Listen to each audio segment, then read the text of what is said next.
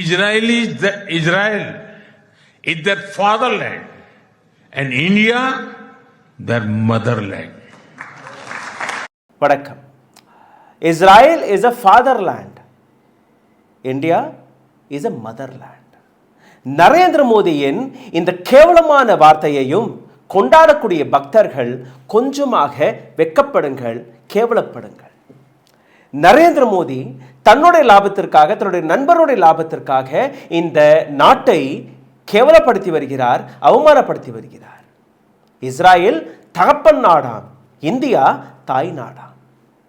இதைத்தான் நரேந்திர மோடி அவர்கள் இஸ்ராயேல் மண்ணில் போய் பேசியிருக்கிறார். இது மட்டுமல்ல, எப்ஸ்டைன் ஃபைலில் ஹர்தீப் சிங் புரி, அனில் அம்பானியின் பெயர் வருவதற்கு முன்பு நரேந்திர மோடி என்ன பேசினார், எப்ஸ்டைன் ஃபைலுக்கு பின்பு நரேந்திர மோடி என்ன பேசினார் என்கிற இந்த விஷயத்தை நீங்களே பார்த்து விடுங்கள். फिलिस्तीन के हितों को हमारा समर्थन हमारी विदेश नीति में सदैव ऊपर रहा है. India stands with Israel firmly with full conviction in this moment and beyond. February 25 Jerusalem Israel parliament கெஸ்னட்ல இருக்கக்கூடிய தலைவர்கள் மோடி மோடி மோடி என்கிற ஒரு கரகோஷத்தை எழுப்பினார்கள். பிரைம் மினிஸ்டர் நரேந்திர மோடியின் வரவேற்பு. ஆனால் இதே இடத்தில் அந்த நாட்டில் இருக்கக்கூடிய எதிர்க்கட்சிகள் வாக் அவுட் செய்ததை யாருமே கண்டிக்கவில்லை, யாருமே விமர்சிக்கவில்லை. לכבוד ראש ממשלת הודו מר נרנדרה מודי,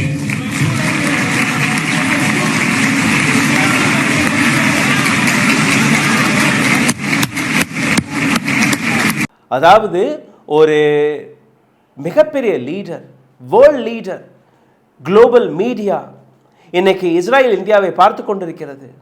அந்த நாட்டில் இருக்கக்கூடிய பார்லிமெண்ட்லிருந்து எதிர்க்கட்சிகள் வாக் அவுட் செய்தார்கள். காரணம் நரேந்திர மோடி கிடையாது.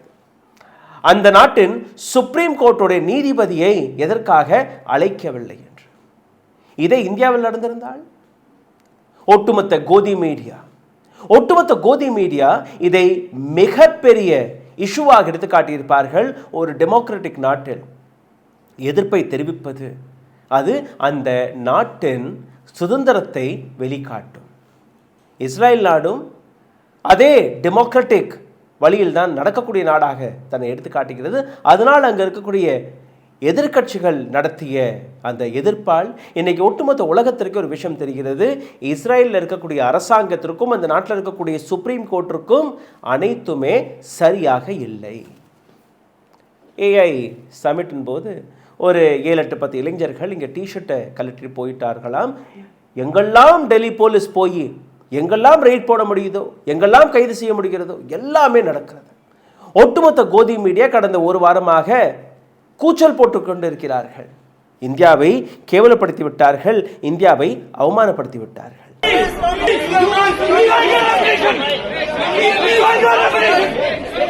சரி, இஸ்ரேலுக்கே வந்து விடலாம். India stands with Israel firmly, with full conviction in this moment and beyond. Stands with Israel firmly, with full conviction in this moment and beyond. Narendra மோடியின் இந்த வார்த்தை கவனமாக கேளுங்கள். இந்தியா இஸ்ரேலுடன் தைரியமாக, உறுதியுடன் இந்த தருணத்தில் நிற்கிறோம். இப்போவும் நிற்போம், இதற்கு பின்னாடியும் நிற்போம். 32 நிமிடங்கள் நரேந்திர மோடி இஸ்ரேலின் பார்லிமெண்ட்டில் ஒரு உரையை கொடுத்தார். அந்த உரையில் தான் இதையெல்லாம் அவர் கக்கி இருக்கிறார். எதற்காக கக்கி இருக்கிறார் அதை பற்றி நான் வருவதற்கு முன்பு, நரேந்திர மோடிக்கு ஸ்பீக்கர் ஆஃப் கெசட் என்கிற ஒரு மெடலும் கிடைத்தது. இது இஸ்ரேல் நாட்டின் இந்த மெடல் அங்கே இருக்கக்கூடிய மக்களுக்கு மட்டும்தான் கிடைக்கும். Modi is the first person to get this medal. Okay, இதுவும் அங்கே நடந்துருச்சு. நீங்கள் நரேந்திர மோடியுடைய அந்த பாவனை எல்லாம் நீங்கள் போய் பார்த்தீர்கள்னா, ஃப்ளைட்லேருந்து இறங்கின உடனேயே நேத்தன்யாகுவை அவர் சும்மா போய் நிற்கிறாரு, இவராக போய் அப்படியே கட்டியெல்லாம் பிடிக்கிறார். எதுக்கு பிடிச்சா? அதற்கான அனைத்து காரணங்களையும் நான் உங்களுக்கு இன்றைக்கி எடுத்துக்காட்டப் போகிறேன். அதனால் இந்த வீடியோவை கடைசி வரை பாருங்கள். சரி, எந்த நபரை நரேந்திர மோடி கட்டிப்பிடித்திருக்கிறாரோ அந்த நபர் ஒரு இன்டர்நேஷ்னல் கிரிமினல். இந்த நபர் மீது இன்டர்நேஷ்னல் அரெஸ்ட் வாரண்ட் இருக்கிறது. காசாவில் நடந்த படுகொலைக்கு 124 நாடுகளில் இந்த நபர் எங்கே போய் இறங்கினாலும் அந்த நபரை அதே இடத்தில் கைது செய்வதாக ஒரு உத்தரவு. 70,000க்கும் மேற்பட்ட அப்பாவி காசாவில் இருக்கக்கூடிய அப்பாவிகளை கொலை செய்த நபர். இந்த 70,000 நபர்களில் 20,000 சின்ன சின்ன குழந்தைகள். இது ஒஃபிஷியல் ஸ்டேட்மெண்ட். அன்அஃபிஷியலாக லட்சக்கணக்கான நபர்கள். அங்கே பள்ளிக்கூடங்கள், அங்கே இருக்கக்கூடிய மருத்துவமனைகளை கூட விடவில்லை. கையில்லாமல் கால் இல்லாமல் 3-4 வயது ஒரு குழந்தை தன்னுடைய 2 பெற்றோர்களையும் இழந்து போய் நிற்கிறது. கையில்லாமல் ஒரு குழந்தை இருக்கு, இன்னொரு குழந்தைக்கு கால் இல்லை, 2 பேரும் அண்ணன் தம்பி. ஒரு நேரம் கூட அவர்களுக்கு சரியாக சாப்பாடு கிடைக்கவில்லை. அனைத்துமே இஸ்ரேல் செய்த இந்த அட்டூழியங்கள். ஒட்டுமொத்த உலகமே ஒரு நபரை கிரிமினலாக பார்க்கும்போது அமெரிக்கா மட்டும்தான் இஸ்ரேலுடன் நிற்கிறது. இப்போது ஒட்டுமொத்த உலகத்தில் இஸ்லாமிக் நாடுகள் மட்டுமல்ல, UK, Germany, France, Japan, south Africa, China, Russia போன்ற நாடுகள் உட்பட அனைத்து நபர்களுமே இஸ்ரேல் மீது ஆக்ஷன் எடுக்கப்பட வேண்டும் என்று எடுத்துக்காட்டிய பின்பு நேத்தன்யாவுக்கு ஒரு இமேஜ் ரிப்பேர் தேவைப்பட்டது. இமேஜ் ரிப்பேர்னா prime minister Narendra Modi, world's largest டெமோக்ரஸியின் பிரைம் மினிஸ்டரே எங்கள் நாட்டுக்கு வந்து விட்டார். எங்கள் நாட்டு நேத்தன்யாகுவை கட்டிப்பிடித்து விட்டார். எங்கள் நாட்டுடன் இந்தியா நிற்கிறது என்கிற ஒரு விஷயத்தை அவர்கள் எடுத்து காட்டுகிறார்கள். நரேந்திர மோடி இறங்குவதற்கு முன்பு பெஞ்சமின் நேத்தன்யாகு போட்ட அந்த tweet, welcome to Israel my dear friend. Welcome to Israel my dear friend. அதே மாதிரி நரேந்திர மோடியும் my dear friend Trump, my dear friend Netanyahu. Now what is the issue and what we are going to benefit? எதற்காக இந்த அளவில் Narendra Modi Israel சென்றார்? அங்கிருந்து நமக்கு என்ன கிடைக்க போகிறது? எந்த விதத்தில் இந்தியா தன்னுடைய 2 ஸ்டேட்ஸ் பாலிசியை இழந்து நிற்கிறது? நியூட்ரலாக இருந்தோம். காசாவில் இருக்கக்கூடிய மக்கள், அவர்களுக்காக நாம் குரல் கொடுத்து கொண்டிருந்தோம். இன்னொரு பக்கம் இஸ்ரேலில் அங்கிருந்து ஸ்ட்ராட்டஜிக் பார்ட்னர்ஷிப், டிஃபென்ஸ் பார்ட்னர்ஷிப் நமக்கு நடந்து கொண்டு தான் இருந்தது. இன்றைக்கி நேற்றில் 1992ஆம் ஆண்டிலிருந்து. அப்போ 2 நாடுகளுமே நமக்கு தேவை என்கிற ஒரு பாலிசியில் நாம் இருந்தோம். இன்றைக்கி இந்த எபிசோடில் ஒரு சில விஷயங்களை நீங்கள் மிக கவனமாக பார்க்க வேண்டும். we will try to understand Modi's love for Israel. மோடியின் காதல், அன்பு, பாசம் இஸ்ரேல் மீது எதற்காக இந்த அளவில் இருக்கிறது? Have these relations really become toxic? இந்த ரிலேஷன்ஷிப் உண்மையிலேயே இதற்கு பின்னாடி இருக்கக்கூடிய விஷயங்கள் இருக்கிறதா? அதையும் நீங்கள் பார்க்கணும். why is our government getting so cozy with Israel today? எதற்காக நரேந்திர மோடி அல்ல இந்த நாட்டு அரசாங்கம் இஸ்ரேலுடன் இந்த அளவில் நெருக்கமாக பழக பார்க்கிறது? what is our country getting from Israel? Israel போன்ற ஒரு சிறிய நாட்டிலிருந்து இந்தியாவிற்கு என்னதான் கிடைக்கப் போகிறது, என்ன கிடைத்து கொண்டிருக்கிறது?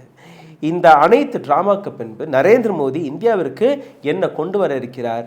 இன்னொரு பெகசஸ் வர இருக்கிறதா? அல்ல அடானி அம்பானிக்கு ஏராளமான புதிய டீல்ஸ்களை கொண்டு வர போயிருக்கிறாரா நரேந்திர மோடி?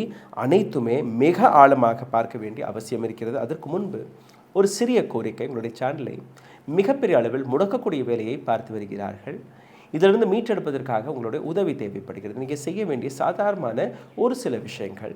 இந்த வீடியோவை பார்த்து கொண்டிருக்கும் போதே ஹாய், ஹலோ, வணக்கம், உங்களுடைய கேள்விகள், கருத்துக்களை கீழே கமெண்ட் பாக்ஸில் எழுதிவிடுங்கள். இதை தாண்டி இந்த வீடியோவை பகிர்வதற்காக லைக், ஷேர், சப்ஸ்கிரைப் பட்டனை தட்ட மறக்காதீர்கள். பொருளாதார ரீதியாக எங்களை சப்போர்ட் செய்ய நினைக்கக்கூடிய நபர்கள் அதிகம் செய்யலாம். அருகில் இருக்கக்கூடிய QR கோடை ஸ்கேன் செய்யும். உடல் வலிமையை உறுதி செய்யும் சிலாஜித், கவனத்தை மேம்படுத்தும் அஸ்வகந்தா மற்றும் உயிர் சக்தியை பெருக செய்யும் சஃபேடு முஸ்லி போன்ற இமயமலையின் உணவுப் பொருட்களை கொண்டு வந்து மிஸ்டர் பர்ஃபெக்ட் உருவாக்கப்பட்டுள்ளது. உங்கள் முழு குடும்பத்தின் ஆரோக்கியத்தை மா நேச்சுரல்ஸ் மூலம் உறுதி செய்திருங்கள். 100% இயற்கையான மூலிகை பொருட்கள் மூலம் உருவாக்கப்பட்ட மிஸ்டர் பர்ஃபெக்ட் மற்றும் மிஸ் பர்ஃபெக்ட் தலைமுறையாக குடும்பங்களின் உடல் வலிமை, மன வலிமை மற்றும் மகிழ்ச்சியை பெருக செய்கிறது.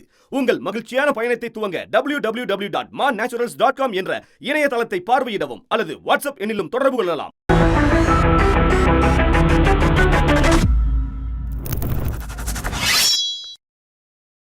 நரேந்திர மோடியின் மாஸ்டர் ஸ்ட்ரோக்கை ஒட்டுமொத்த கோதி மீடியா 2 நாட்களாக எடுத்துக்காட்டி வருகிறது. ஒட்டுமொத்த பக்தர்கள் இதை மாஸ்டர் ஸ்ட்ரோக்காக எடுத்துக்காட்டுகிறார்கள். இந்தியாவிற்கு அது கிடைக்கப் போகிறது, இது கிடைக்கப் போகிறது. Just imagine, there is a criminal. 124 நாடுகளில் எங்க அவர் காலடி எடுத்து வைத்தாலும், ICC மெம்பர்ஸ் எந்த நாட்டில் இந்த நபர் காலடி எடுத்து வைத்தாலும், இன்டர்நேஷனல் கிரிமினல் கோர்ட் நவம்பர் 2024ஆம் ஆண்டு நேத்தன்யாஹுவிற்கு எதிராக ஒரு அரெஸ்ட் வாரண்டை வெளியிட்டிருக்கிறார்கள். ICC நாடுகள் எந்த நாடாக இருந்தாலும், எங்கே இந்த நபர் போனாலும் அந்த நபருக்கு அரெஸ்ட் நிச்சயம். அதனால்தான் நேத்தன்யாஹு யூரோப்பிய நாடுகள், ஈஸ்ட் இந்தியா, ஆப்பிரிக்கா போன்ற எந்த நாட்டிற்குமே செல்லுவதில்லை. பல நாடுகளுடைய தலைவர்கள் நேத்தன்யாஹுவை பார்த்தால் கூட கை கூட கொடுக்க அஞ்சி வருகிறார்கள்.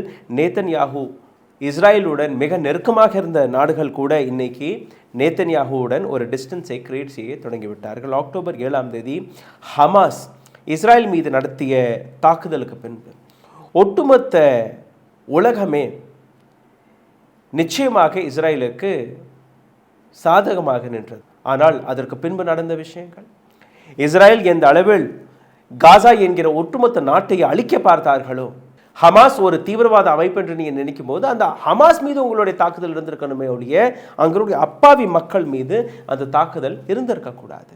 But now India calling Netanyahu as dear friend. Netanyahu calling Narendra Modi as his dear friend. ஒட்டுமொத்த உலகமே இன்னைக்கு இந்த ஃப்ரெண்ட்ஷிப்புக்கு பின்னாடி இருக்கக்கூடிய அனைத்து விஷயத்தையுமே சந்தேகமாக பார்க்க தொடங்கிவிட்டது. இதற்கு பின்னாடி இருக்கக்கூடிய விஷயங்கள் என்ன? Defence, trade, tourism, strategic partnership அனைத்துமே இந்தியாவிற்கும் இஸ்ரேலுக்கும் நடுவே நடக்கப் போவதாக கூறுகிறார்கள். இந்த அனைத்திற்கு பின்னாடி இந்தியா எந்த விதமான லாபத்தை பெறப்போகிறது, இஸ்ரேல் எந்த விதமான லாபத்தை கொடுக்க போகிறார்கள், அதை நீங்கள் பார்க்க வேண்டும். Let's talk about the India's benefit. மோடிஜியோடைய பல பெனிஃபிட்ஸ்கள் இங்கே இருக்குது. அதில் இந்தியாவிற்கு கிடைக்கக்கூடிய பெனிஃபிட்ஸ் அதை முதல்ல நீங்கள் பார்த்துருங்க. India is Israel's single largest arm customer, taking about 34% of Israel total arm export. இஸ்ரேலில் தயாரிக்கப்படக்கூடிய ஆயுதங்கள் அதிலிருந்து 34% இந்தியாவிற்கே அனுப்புகிறார்கள். இது முதல் விஷயம். So India is getting a lot of arms from there. 2024ஆம் ஆண்டு $20.5 பில்லியன் ஆயுதங்களை நாம் இஸ்ரேலிலிருந்து வாங்கியிருக்கிறோம். பிரான்ஸ் ரஷ்யாவிற்கு பின்பு மூன்றாவது மிகப்பெரிய ஆயுதங்கள் சப்ளை செய்யக்கூடிய ஒரு நாடு என்னவென்றால் அது இஸ்ரேல் தான். அப்போ இந்தியாவிற்கு டிஃபென்ஸ் அல்ல செக்யூரிட்டி ரீஜனில் ஒரு மிகப்பெரிய லாபம் இஸ்ரேல் வழியாக கிடைக்கிறது. ஆனால் இதே போன்று நீங்கள் பார்த்தீர்களா, காசா இஸ்ரேல் இந்த மோதலுக்கு பின்பு, காசாவில் நடக்கக்கூடிய இந்த அத்துமீறலுக்கு பின்பு இந்த ட்ரேட் $10 பில்லியன் குறைந்தது. காசாவில் நடந்த இந்த தாக்குதலுக்கு முன்பு நீங்கள் பார்த்தீர்கள்னா வருடத்திற்கு ஒரு 70,000க்கும் மேற்பட்ட இந்தியர்கள் இஸ்ரேல் போவார்கள். இஸ்ரேலில் இருக்கக்கூடிய மக்கள் இந்தியாவிற்கு வருவார்கள். ஒரு டூரிசம் ஆங்கிலையும் மிகப்பெரிய அளவில் இந்த விஷயங்கள் இருந்தது. டூரிசம் மட்டும் இல்லை, எஜுகேஷனுக்காகவும் இந்தியாவிலிருந்து பல நபர்கள் போய் வந்தார்கள். இந்த விஷயமும் இந்த போருக்கு பின்பு பாதிக்கப்பட்டது. இது மட்டுமல்ல, goals against the radical axis, both radical Shia axis, which we have struck very hard, and emerging radical Sunni axis. So ஒரு புதிய நெரட்டிவையும் இப்போது உலக நாடுகள் பார்த்துருக்கு. இதுக்கு முன்பு நீங்கள் பார்த்தீர்கள்னா அரபு நாடுகள் முக்கியமாக சவுதி அரேபியா பாகிஸ்தானுடன் ஒரு ஒப்பந்தத்தை போட்டார்கள். அதாவது மிலிட்ரி வழியாக மிலிட்ரி சப்போர்ட் ஒருத்தல் கொடுப்பார்கள் என்று இந்தியா இதுவரை எந்த விதமான மிலிட்ரி ஆங்கிளில் மிலிட்ரி சப்போர்ட்டில் எந்த நாட்டுடன் எந்த விதமான ஒப்பந்தமும் போடவில்லை. But here there is a new strategic partnership which is been planned. Israel, India, Greece, Cyprus, some of the Arab nations, Africa and Asian countries are preparing against a radical Sunni and Shia. ஒரு புதுவிதமான NATO நாடுகள் போன்று அதை தயாரிக்கப்படுகிறார்கள். India அதற்கான official எந்த ஸ்டேட்மெண்ட்டும் கொடுக்கவில்லை இதுவரை. ஆனால் இதற்கான ஒரு மிகப்பெரிய ஹைப் கிரியேட் செய்யப்பட்டது. மிலிட்ரி அலையன்ஸ்க்கான ஒரு மிகப்பெரிய வாய்ப்பு. ஆஸ் பர் நேதன்யாஹூ ஒரு ஹெக்ஸகல் அலையன்ஸிற்கான ஒரு முயற்சி அவர் எடுக்கிறார் என்கிற ஒரு விஷயத்தை இவர்கள் பார்த்து வருகிறார்கள். எப்படி பாகிஸ்தான் அண்ட் சவுதி அரேபியா செய்ததோ அதே போன்று இங்கேயும் நடக்கிறது. சரி, பாகிஸ்தானுடன் சவுதி அரேபியா போட்ட அந்த ஒப்பந்தத்துக்கு முன்பு அதை இஸ்லாமிக் நாட்டோவாக உலக நாடுகள் பார்த்தது. இது எல்லாமே ஒரு பக்கம் இருக்க, இந்தியா எந்த விதத்தில் இஸ்ரேலுடன் பல விஷயங்களில் பிஸ்னஸ் செய்து வருகிறது அதை நீங்கள் பார்க்கணும். 1990ஆம் ஆண்டிலிருந்து இப்போ கிட்டத்தட்ட ஒரு 30 ஆண்டுகளாக missile, seekers, radar, sensor, electronic warfare, drone, இது போன்ற பல பொருட்களை, பல ஆயுதங்களை, டெக்னாலஜியை நாம் இஸ்ரேலிடமிருந்து வாங்கி கொண்டிருக்கிறோம்.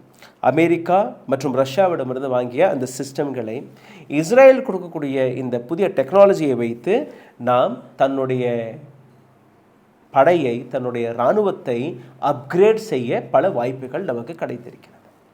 ஆப்ரேஷன் சிந்தூரும் போது நீங்கள் பார்த்தீர்கள்னா ஜிபிஎஸ், INS ஸ்கெட்ச், இது எல்லாமே இஸ்ரேல் கொடுத்த அந்த ஆயுதங்கள், இந்த டெக்னாலஜி, அதை நாம் மிகப்பெரிய அளவில் பயன்படுத்தி இருக்கிறோம்.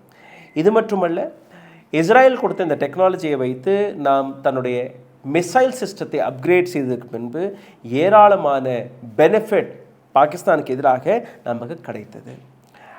ஹார்போர் கமிஷன் ட்ரோன் எந்த அளவில் பாகிஸ்தான் எல்லைக்குள் புகுந்து ஒட்டுமொத்த பாகிஸ்தானை திகழ வைத்ததோ அது எல்லாமே இஸ்ரேலுடைய ஆயுதங்கள் தான். AWACS இது இஸ்ரேலிலிருந்து 2004ஆம் ஆண்டு நாம் வாங்கினோம். இதுவும் ஆப்ரேஷன் சிந்தூரில் பயன்பட்டது. பராக் 8 சர்ஃபேஸ் டு ஏர் மிசைல், இதுவும் நாம் இஸ்ரேலிலிருந்து வாங்கினோம். இது ஏர்ஃபோர்ஸ், நேவி, ஆர்மி 3 படையிலுமே, முப்படையிலுமே இது போய் இருக்கிறது. மோடிஜியின் இது 2வது விசிட். இதற்கு முன்பும் ஒரு முறை இஸ்ரேல் சென்றபோது பல ஸ்ட்ராட்டஜிக் பார்ட்னர்ஷிப்களில் அவர் கையெழுத்து போட்டார். Security, defence production, intelligence sharing, இது போன்ற பல விஷயங்கள், ஆன்டி டெரர் ஆப்ரேஷன், இந்த ஆங்கிளில் நாம் பல விஷயங்களை எடுத்து வைத்தோம். ஆனால் இந்த இடத்தில் தான் இனி கேள்வி வருது.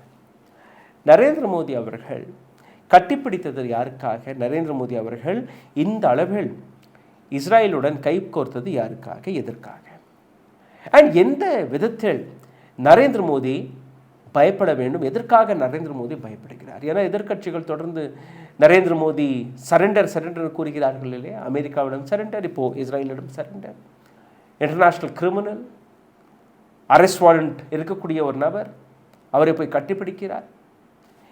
எனிவேஸ், இந்த இஸ்ரேல் இந்தியா டீலில் ஒரு பெயர் அடிக்கடி நீங்கள் கேள்விப்பட்டிருப்பீர்கள், அடானி குரூப்பின் பெயர். அடானி குரூப்பிற்கு எந்த விதமான லாபம் இந்திய அரசாங்கம் கொடுத்தது அதை நீங்கள் பார்த்தீர்கள்னா, Adani Elbit advance system limited which is in Hyderabad, அங்கே ஹார்மோஸ் 900 ட்ரோன்ஸை நாம் தயாரித்து வருகிறோம் ஒரு சில வருடங்களாக. இது மட்டுமல்ல, 2022ஆம் ஆண்டு Adani group got Hafia port contract. Hafia port இஸ்ரேலின் மிக பெரிய கமர்ஷியல் போர்ட்.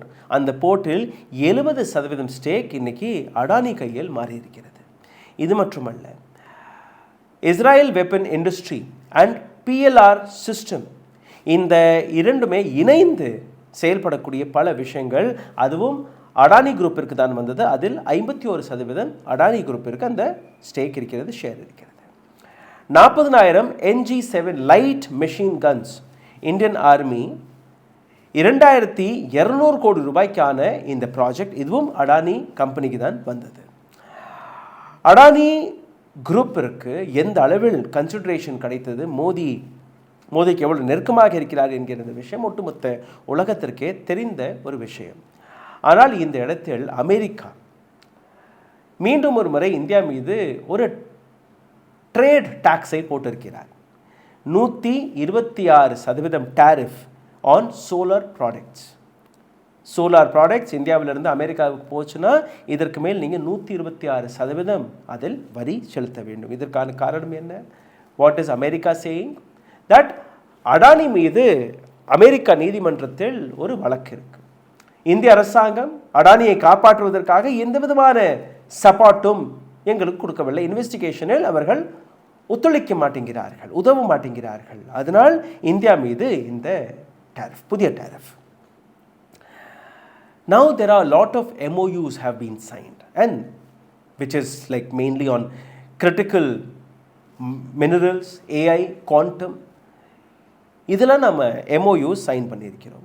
இந்த அனைத்து MOUsகளுமே இதற்கு மேல் யாருக்காக போகிறது? நரேந்திர மோடி திரும்பி வந்ததுக்கு அப்புறம் தான் இதெல்லாமே புரியும். அடானியிடம் போகிறதா, அம்பானியிடம் போகிறதா, அல்ல அவருடைய இன்னொரு விட்டுப்போன நண்பர் இருக்கார் இல்லையா, அனில் அம்பானி. ஏன்னா அனில் அம்பானி, ஹர்தீப் சிங் பூரியோடைய அந்த எப்ஸ்டீன் ஃபைலெல்லாம் நீங்கள் பார்த்தீர்கள்னா இஸ்ரேல் நரேந்திர மோடி போன விஷயமாக இருக்கட்டும், அல்ல அனில் அம்பானி தன்னை திவாலியாக எடுத்துக்காட்டியதாக இருக்கட்டும், இது எல்லாமே இந்த கனெக்ஷன் ஒரு மிகப்பெரிய லாபி வேலை பார்த்திருக்கிறது. அமெரிக்கன் லாபி ஒரு பக்கம், இஸ்ரேலியன் லாபி இன்னொரு பக்கம். இந்தியாவுடைய அந்த கிரெடிபிலிட்டியை நீங்கள் என்னை பார்த்தீர்கள்னா பாரதிய ஜனதா பார்ட்டி இந்தியாவுடைய, அதாவது இஸ்ரேலுடன் நாங்கள் போய் நிற்கிறோம் என்கிற இந்த விஷயத்தை வைத்து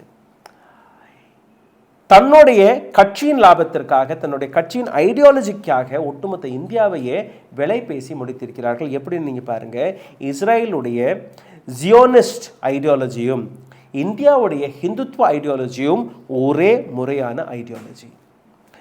சப்போர்ட்டிங் மெஜாரிட்டேரியன்ஸ். இந்தியாவில் ஹிந்துஸ் அதிகமாக இருக்கிறார்கள், அதனால ஹிந்துக்களை சப்போர்ட் செய்யுங்கள், மைனாரிட்டிகளை அடக்கணும். இந்தியாவில் யார் மைனாரிட்டி? இஸ்லாமியர்கள், கிறிஸ்துவர்கள். அவர்களை அடக்க வேண்டும். Especially Muslims. அங்கேயும் முஸ்லிம்ஸ், இங்கேயும் Muslim. They have been suspected. சொந்த நாட்டிலேயே ஒரு நபரை தேர்ட் கிரேட் சிட்டிசனாக நீங்கள் நடத்துங்கள். இந்த நபரை ஒரு எதிரியாக எடுத்து காட்டுங்கள். இப்பெல்லாம் நீங்கள் பார்த்தீர்கள்ல இந்தியாவில் நடக்கக்கூடிய அட்டூழியங்கள். நேற்று ஹிந்து ரக்ஷா தல்லை சார்ந்த ஒரு பெண்மணி, அந்த வீடியோவை நான் உங்களுக்கு போட்டு காட்டுகிறேன், தயவு செய்து பாருங்கள். இந்த பெண்கள் ஹைவேவில் அந்த பெயிண்டை வச்சு எழுதியிருக்கிறார்கள், முசல்மானோ கே லியே சடக் நஹி ஹை. இஸ்லாமியர்களுக்கு ரோடு கிடையாது.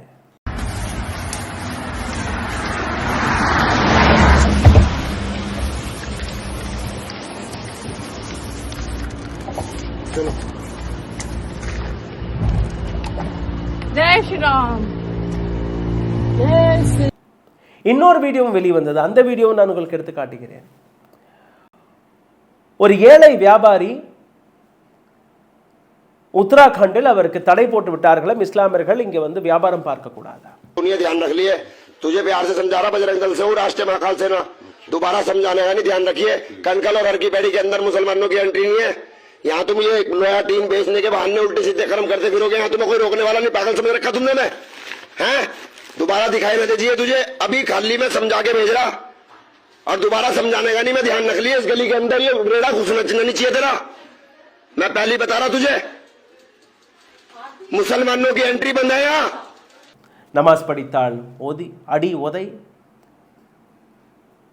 எங்க திரும்பினாலும் அங்க இஸ்லாமியர்களுக்கு எதிராக ஒரு மிகப்பெரிய வெறுப்பு அரசியலை இன்னைக்கு நடத்தி வருகிறார்கள். அதுவும் அரசியல்வாதிகள் கிடையாது, இப்போ ஹிந்துத்வ குண்டர்கள், தீவிரவாதிகள் இந்த வேலையை பார்த்து வருகிறார்கள். So they are who is supporting all of them. இஸ்ரேலுடைய பிளே புக், இஸ்ரேலுடைய மாடல் இதுதான். இந்த மாடலை இந்தியா பயன்படுத்தி வருகிறது. இது இன்னைக்கு நேற்று அல்ல, வாஜ்பாய் காலகட்டத்தில் நீங்கள் பார்த்தீர்கள்னா இந்த கேள்விகள் வெளிவந்தது. பிஜேபி ஆட்சியில் வந்துவிட்டால் பிஜேபி வில் சப்போர்ட் இஸ்ரேல். இந்த விஷயம் வாஜ்பாய் அவர்களுடைய காதுகளுக்கும் போனது. அப்போ என்ன அவர் பதில் கொடுத்தார் அதை நான் உங்களுக்கு எடுத்து காட்டுவேன். ஆனால் அதற்கு முன்பு அக்டோபர் 7 இஸ்ரேல் மீது நடத்தப்பட்ட இந்த தாக்குதல், அதுக்கப்புறம் இஸ்ரேல் காசாவை அழிக்க முயற்சி எடுத்தது எல்லாத்தையுமே நீங்கள் பார்த்தீர்கள்னா ஒட்டுமொத்த பிஜேபி ரைட் விங்கர்ஸ் அவர்களுக்குள்ள ஒளிந்திருந்த அந்த ஐடியாலஜி வெளிவந்தது. ஒட்டுமொத்த ரைட் விங்கர்ஸ் எல்லாருமே இஸ்ரேலுக்கு சப்போர்ட்டாக சாதகமாக நிற்கிறார்கள். ஹமாஸ் என்கிற ஒரு அமைப்பு ஒரு நாட்டின் மீது தாக்குதலை நடத்திய போது அந்த தாக்குதலை நிச்சயமாக நாம் கண்டிக்க வேண்டும். அதில் எந்த விதமான தவறும் கிடையாது. அதற்கு பதில் கொடுக்கும்படி இஸ்ரேல் நடத்திய தாக்குதல் அதுவும் ஒரு நாட்டுடைய சேஃப்டி செக்யூரிட்டி மெஷர்ஸ்க்காக அவர்கள் செய்தார்கள். That is okay. But Israel அதே விஷயத்தை கையில் எடுத்து ஒட்டுமொத்த நாட்டையே அழிக்க போகக்கூடிய அந்த விஷயம், ஒட்டுமொத்த மக்களை அழிக்கக்கூடிய விஷயம், அந்த நாட்டிற்கு யாருமே தண்ணீர் கொடுக்கக்கூடாது, ஒட்டுமொத்த நாட்டை அழித்து விடுவோம், அங்கே இருக்கக்கூடிய மக்களை அழித்து விடுவோம் என்ற அந்த விஷயத்தை பார்த்து ஒட்டுமொத்த உலகமே இந்த நபருக்கு எதிராக அரெஸ்ட் வாரண்டை கொடுத்திருக்கிறது. 124 நாடுகளுக்கு இஸ்ரேல் நேத்தன்யாஹூ அங்கே இறங்கக்கூட கூடாது. இப்போ வாஜ்பாய் அவர் இந்த விஷயத்தை எப்படி எடுத்து வைத்தார் அதை நீங்கள் பார்க்க வேண்டும். 2 நேஷன் தியோரி, இந்த நாடு இந்தியா 2 நேஷன் தியோரியை தான் ஃபாலோ செய்தது. And including Vajpayee who is the founder of BJP, Bharatiya Janata party. இன்னைக்கு நீங்க பார்க்கக்கூடிய பிஜேபி அந்த பிஜேபி கிடையாது. ஒரு காலகட்டத்தில் பிஜேபி இதே வாஜ்பாய் அவர்கள் எஃப்டிஐ இந்தியாவில் கொண்டு வருவதற்காக முயற்சி எடுத்தார். And then RSS came forward and they said, no, how can foreign money will come into India? What will happen to Indian business, Indian manufacturing? RSS stood and they say, Swadeshi.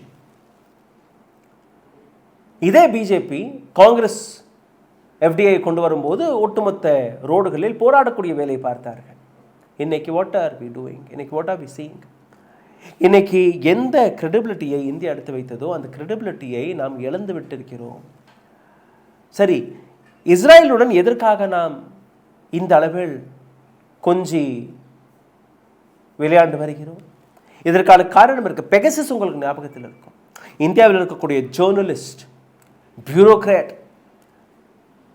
Ruling கவர்மெண்ட்ல இருக்கக்கூடிய அரசியல்வாதிகள், எதிர்கட்சியில் இருக்கக்கூடிய அரசியல்வாதிகள், civil servant, civil ரைட்ஸிற்கு வேலை பார்க்கக்கூடிய ஆக்டிவிஸ்ட்கள் எல்லார் மீதுமே அன்ஆஃபிஷியலாக தீவிரவாதிகளுக்கு அல்ல ஒரு நாட்டுடைய செக்யூரிட்டி சிஸ்டத்தை பலப்படுத்துவதற்காக எந்த பெகசஸை உருவாக்கினார்களோ, எந்த பெகசஸை நீங்கள் பயன்படுத்தியிருக்க வேண்டுமோ அந்த பெகசஸை பிஜேபி நேரடியாக இந்த நாட்டில் இருக்கக்கூடிய மக்கள் மீது AV,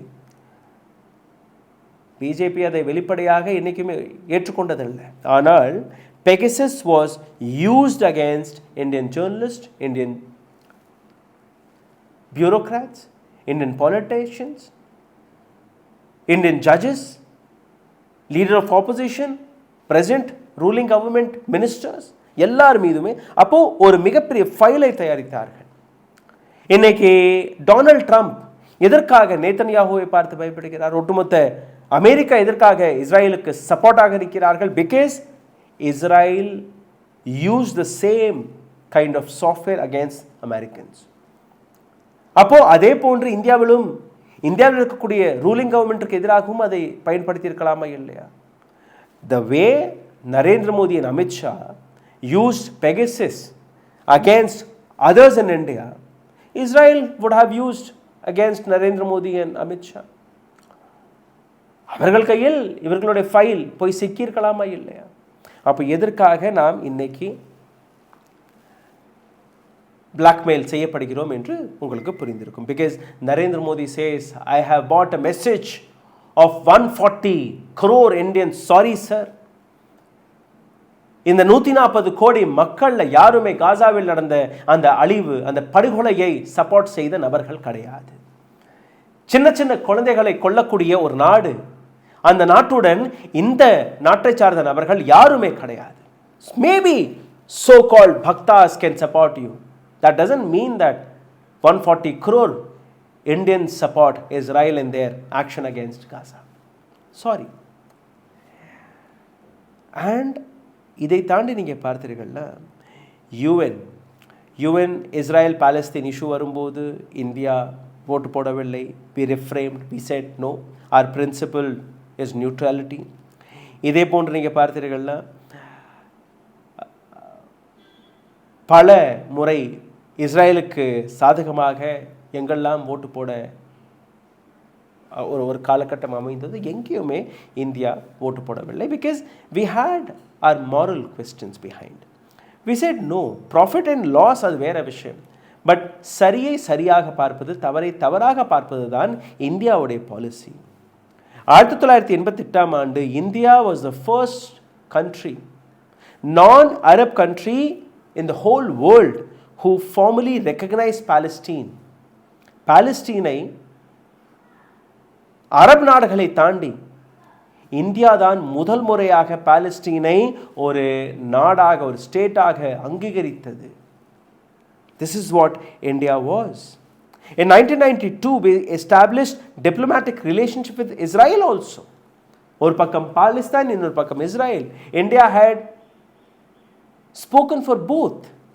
We never took one-sided choice. We never were Israel is our friend and he is the only friend. No, we never said this. Or neither we completely 100% took a side of Palestine. We never did that. And 2017 Narendra Modi இந்தியாவின் prime minister ஆகியதற்கு பின்பு முதல் முறையாக Israel மண்ணில் காலடித்து வைத்த முதல் prime minister, இந்தியாவின் prime minister Narendra மோடியாக தான் இருந்தது. அங்கே ஆடினார், பாடினார். நான் சொல்லி தான் அவர் அங்கே போனார்.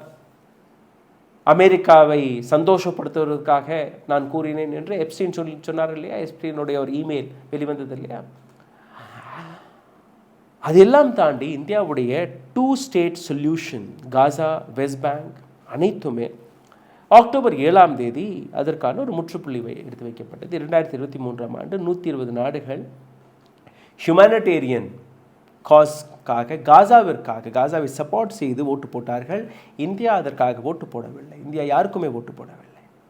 2024ஆம் ஆண்டு on the resolution to stop arms sales to Israel, இஸ்ரேலிடம் எந்த விதமான ஆயுதங்களையும் வாங்கக்கூடாது, விற்கக்கூடாது என்கிற ஒரு ஒப்பந்தத்தில் ஒட்டுமொத்த உலக நாடுகள் ஒரு கையெழுத்து போடுவதற்கான ஒரு முயற்சி எடுத்தார்கள். அதிலும் இந்தியா இல்லை, நாங்கள் கையெழுத்து போட மாட்டோம். ஜூன் 2025ஆம் ஆண்டு 57,000 கொலைகளுக்கான காரணமாக இருக்கக்கூடிய நபர் உடனடியாக இங்கே சீஸ் ஃபயர்க்கான ரெசல்யூஷனை கொண்டு வந்தார்கள். அதிலும் இந்தியா ரெஃப்ரைன் செய்தது. அதிலும் இந்தியா இல்லை, நாங்கள் கையெழுத்து போட மாட்டோம். So the business is dirty. I'm sure the business is dirty. But what is India's image now? இந்த அளவில் இந்தியாவை பார்த்து வந்த நாடுகள், இந்தியாவை நம்பி வந்த நாடுகள், இந்தியா எப்போவுமே தவறான பாதையை தேர்வு செய்யாது, இந்தியா எப்போவுமே தவறான விஷயங்களுக்கு துணை போகாது என்று நம்பக்கூடிய பல நபர்கள் இன்னைக்கு இந்தியாவுடைய இந்த செயலை பார்த்து இந்தியாவுடைய இமேஜை, இந்தியாவுடைய அந்த நம்பிக்கையை இழந்து வருகிறார்கள். இந்த நாட்டில் இருக்கக்கூடிய மக்கள் நரேந்திர மோடி என்கிற ஒரு நபர், அவருடைய நண்பர்களான அடானி, அம்பானி, அனில் அம்பானி, அதற்கு தூதராக இருக்கக்கூடிய ஹர்தீப் சிங் புரி போன்ற நபர்கள் என்று மிகப்பெரிய லாபி நடத்திய நாடகத்தால் இன்னைக்கு இந்தியா எந்த அளவில் இது போன்ற, அதாவது நாளைக்கு இஸ்ரேல் காசாவில் இன்னும் தாண்டவத்தை நடத்தினால் கூட, அங்கே இன்னும் சின்ன சின்ன குழந்தைகளை கொன்றால் கூட இந்தியாவால் இதற்கு மேல் நீங்கள் செய்கிறது தவறு என்று தட்டி கேட்க முடியாது. காசாவில் நடக்கக்கூடிய படுகொலைகள், அந்த சின்ன சின்ன குழந்தைகளுடைய ரத்தம் இனி இந்தியாவின் கைகளிலும் ஒட்டிவிட்டது. Thanks to Narendra Modi. இதுதான் நரேந்திர மோடியின் புதிய இந்தியா. சிந்தித்து பாருங்கள். நன்றி, வணக்கம். ஊடகம் கார்ப்பரேட் அரசியல்வாதிகளின் கைப்பாவையாக, அடிமைகளாக இருந்தது போதும். இனி சாட்டை எடுத்து சுழற்றும் நேரம் வந்துவிட்டது. ஊடகம் பொதுமக்களாகிய உங்களுக்காக, உங்களாலேயே இயக்கப்பட வேண்டும். ஊடக சுதந்திரத்திற்காக உங்களின் பங்களிப்பை இன்றே அளித்திடுங்கள்.